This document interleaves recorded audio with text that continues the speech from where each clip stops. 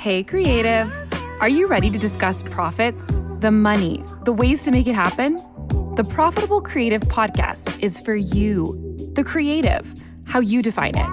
Videographers, photographers, entrepreneurs, marketing agencies, you get it. CEO of Core Group and author Christian Brim interviews industry experts, creative entrepreneurs, and professionals alike who strive to be creative and make money at the same time. Sound like you? Tune in now. It's time for profit. Welcome to another episode of The Profitable Creative, the only place on the interwebs where you will learn how to turn your passion into profit. I am your host, Christian Brim. Special shout out to our one listener in Mason, Ohio. No idea where that is, but thank you for listening, Mason. No guests today. This is only the second time that I am coming to you solo. But I want to talk to you about S corporations. Seems to be like a popular topic with a lot of creative entrepreneurs. We see a lot of people that come to us with that question: should I be an S corporation? Should I not? What does that involve? And frankly, there's a lot of misinformation out there. If you do a Google search or a ChatGPT search about, S corporation, should I be an S corporation? It just seems to honestly confuse people. Now, I dedicated a whole chapter in the book with an example laying it out in Profit First for Creatives. By the way, you can download the entire book for free if you click on the link in the show notes. So you have no excuse for not going through the example and learning yourself. But I'm going to try and replicate that here on this episode. So let's lay some groundwork. When you start a business, you do not automatically have a separate legal entity. You have to go to your state's Secretary of State and file to have a separate legal entity, be that a corporation, an LLC. That's generally the two options that are available. There are other options, but really they're not applicable. So I don't want to confuse you. Yes, that you can form different legal entities besides an LLC or a corporation. But for our purposes, we're only going to discuss those. So why do you form a separate legal entity? I would tell you that the best reason is not taxes. The best reason to form a separate legal entity is asset protection. It separates your business assets from your personal assets. I'm not a lawyer. I'm not advising you on legal matters. I'm just talking from my own experience. When I have a business activity interest, I put that into a separate legal entity because I don't want it to affect everything else that I own, be it personal or in another company. So you create a separate legal entity, and that is where your business operates. You and the legal entity are distinct persons for the law. Now, again, I'm not a lawyer, but I can tell you that if you don't operate your business correctly in that separate legal entity, you can completely screw up any protection you have. Commingling of funds, not having your business bank account, for instance, titled in the LLC's name and running it out of your personal bank account. That is a huge no-no. So just because you go to the Secretary of State and pay the fee and form an LLC, for instance, does not mean that's the end of it. It's just the very beginning, right? So the primary purpose is for that any business should do this, regardless of size, is to protect yourself. So if you have a lawsuit because of something you did in the business, they can only attack those business assets and they can't come after you personally or other businesses that you may own. So then that brings us to the question of the S corporation. And if you've been in business long enough, your colleagues have said, oh, well, you should check this out. I'm an S corp and it saved me a lot of money. Yes, it can save you a lot of money in certain circumstances. But it should not be something that you go and form an LLC just because you think that you're going to save taxes. You need to have somebody that knows what they're doing look at it, look at your business, look at your prior taxes, and do an analysis. We get this question all the time: should I be an LLC? Should I be an S corporation? I don't know until I look at your stuff. I can't tell you whether you should or you shouldn't be. And sometimes even then, I can say, well, you know what, you're right on the cusp. I mean, here's the potential tax benefit, and here's what the additional cost and work is, and like you're going to have to make the decision whether that makes sense or not. And that's only a point in time. Like if you had an exceptionally good year and it's not a normal year and it would make sense to be an S corp that year, then it may not replicate in the future years. So anytime you make a change in your tax filing status, you need to consider it not just for the current year, but for future years, because that's something that you can change. Like you can elect an S corporation and subsequently revoke it, but you don't want to do that willy-nilly because you can't go back and forth year to year. It's something that is essentially permanent. You should consider it permanent, even though it's not exactly permanent. You should think of it of okay, I'm going to be an S corp from here on. So you have to involve a tax professional that knows what they're doing and is not just trying to sell you on being an S corp, right? Because there are cases where I've advised a client, like, you're really on the border, and here's the tax savings. Is it worth it? That's up to you. I can't answer that for you. It may be a wash. It may be like, well, the additional work and the additional tax filings and the cost of that, it's a not going to offset completely the tax savings that I'm going to receive. So like, do I want the effort? Do I not want the effort? Because again, going back to what I said, you have to operate the business differently than you're operating as a sole proprietor. You really have some additional work to do. You've got to keep things separate, and it is effort on your part, and the juice may not be worth the squeeze. So let's look at the mechanics of what an S corporation is. The first answer I would give is an S corporation has nothing to do with the state. It is the Secretary of State. When you go and file, except in a couple of states, I will give you that caveat, you don't get to make an S. You don't get to select an S corporation. It's like, okay, I'm going to be an LLC. I'm going to be a corporation. I'm going to be an S corporation. No, that's not the way it works. The S corporation is a designation by the Internal Revenue Service, and the S stands for small, so small business corporation. That's what the election is. And so just because you go and file an LLC, obtain an LLC at your Secretary of State, you do not have an S corporation. You cannot do it without filing the appropriate paperwork with the IRS. That's the first thing. So if you think you have an S corporation and you haven't filed that, you don't. Now, the first step in that filing is a Form 2553, and that has to be filed with the IRS in a timely manner. Meaning if you're going to use it for an applicable tax year, you've got to file it within a certain period of time. You can't do it necessarily retroactively in most cases. So you got to file that form.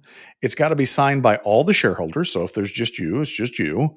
And you've got to mail it or fax it. Yes, they still have fax. You still can't submit it online. You can obtain, no, you can't.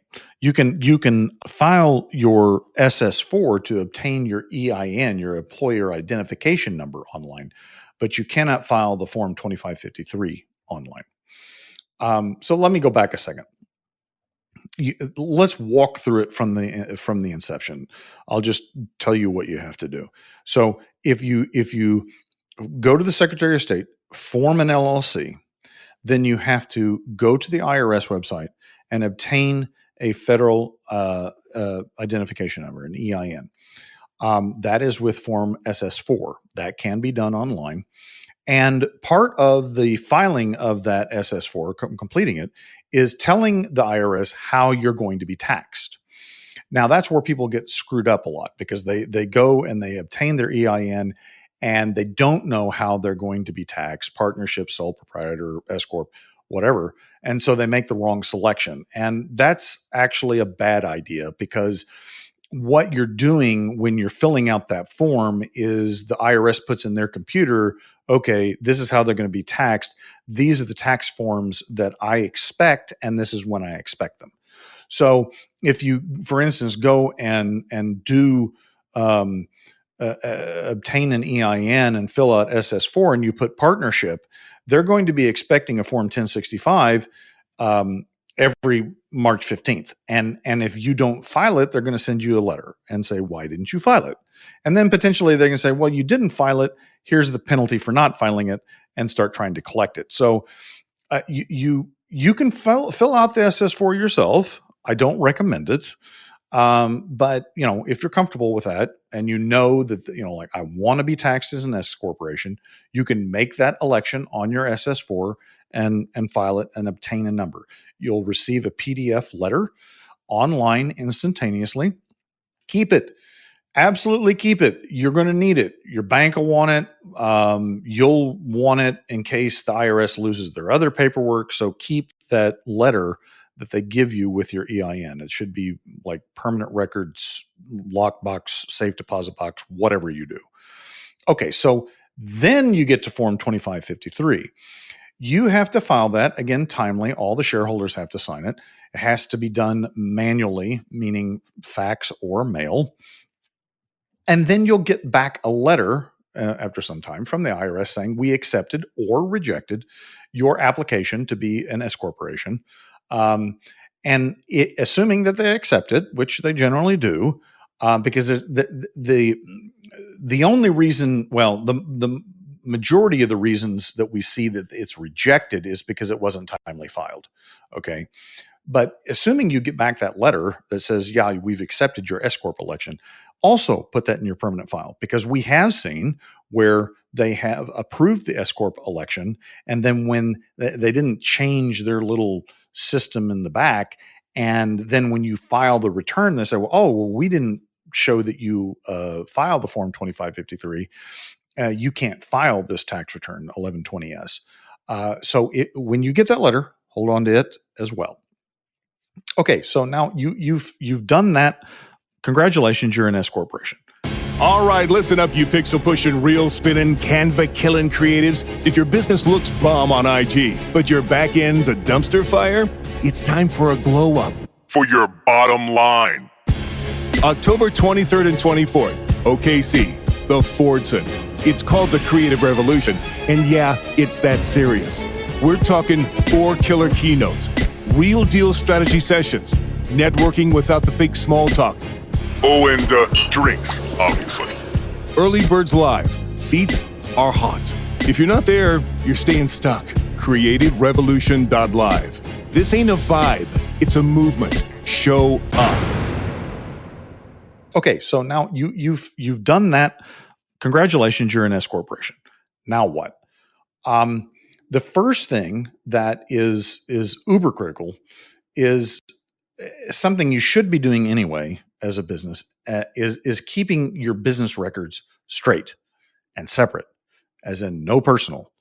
But when you have an S corporation, if you don't, you also you have the issue with the IRS. Like, if they come in and they see that you don't have things separated, they're going to hammer you on an audit and disallow everything and say, well, this is all personal. But also you have the additional legal liability. Again, I'm not a lawyer, because what that does is that gives somebody the impression that you really don't have separate entities. And then that legal protection that the LLC had goes away. So the first thing is you got to keep good books. You got to keep good records. If you have an LLC, most states only have an annual filing requirement. There's not a requirement like there is with a corporation to keep a record of minutes and meetings. You don't have that with most LLCs. Again, I'm not a lawyer. You need to talk to a lawyer about those specific things in your state. But you want to have good separate bookkeeping. That's the first thing. The second thing you have to have is payroll. Now, does the IRS say just because you have an S corporation, you personally as the owner need to take payroll? No. What they do say is that if you have an S corporation and you work in that business, you must compensate yourself with a reasonable salary. What is a reasonable salary? Great question. It is not clearly defined in the code. It's reasonable. I can tell you that generally speaking, if you go real low, you're going to get hammered. They don't really care with an S corporation if you go high. Now, I'm going to pause and tell you why the IRS doesn't care. It's completely irrelevant. It's a little bit of trivia. The reason why they don't care and why they've never litigated it is because the problem they have, the IRS has, is that in a regular corporation, not a small business corporation, in a regular corporation, the tax planning angle is that the owner will zero out the company's profit by taking it all as wage, so they don't pay double taxation. So they'll jack up their wage every year to eliminate however much profit they have. Well, the IRS on that in that case would be saying, well, the salary that you took out was too high, not too low. And so they can't really define it one way without screwing themselves on the other.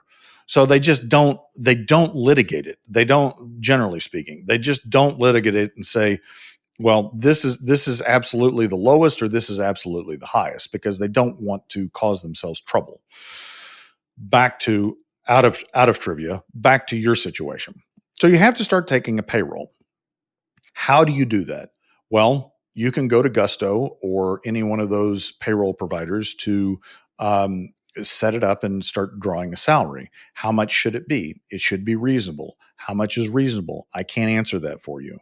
I think you can look at different job sites to see what salary ranges are for people in your industry and what you have to pay.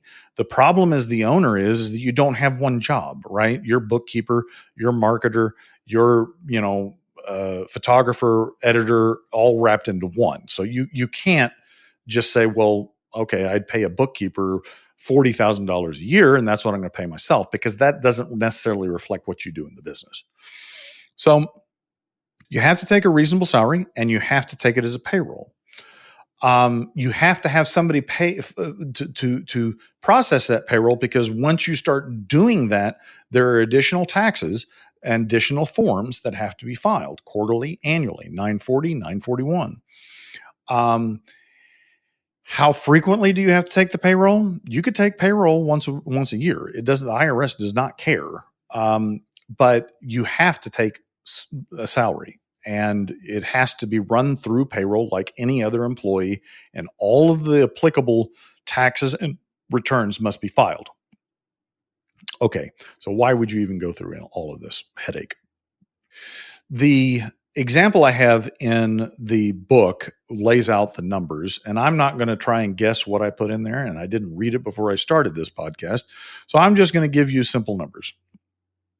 Let's say your business nets after expenses $100,000 in income. That's an easy number for me to work. I don't even have to take off my shoes to do the math.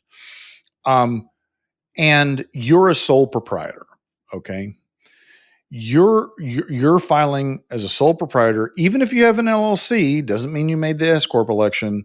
You're filing as a sole proprietor. It goes on your Schedule C of Form 1040.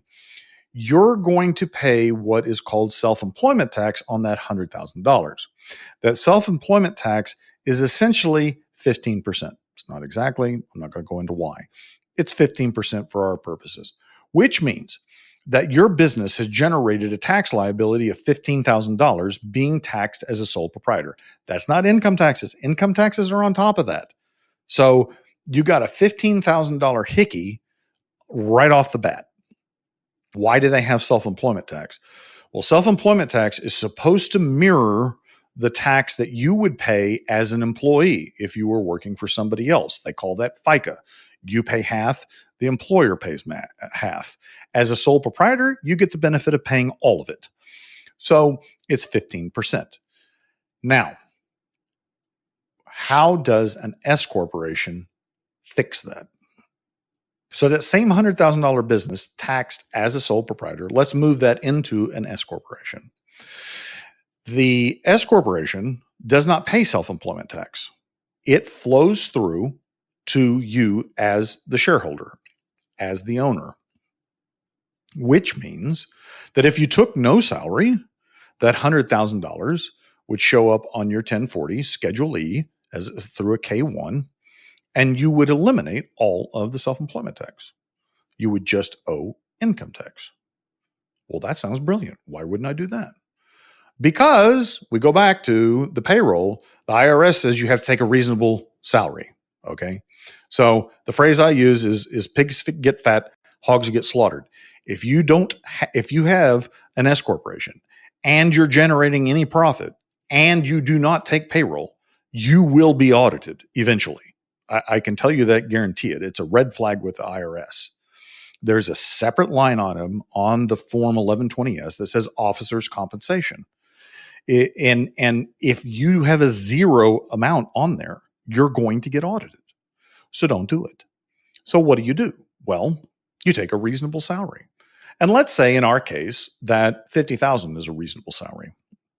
So you're going to pay yourself a W-2 wage, and you're going to pay the FICA and the match as the employer, that same 15% on $50,000, which means that you've got a tax liability of $7,500.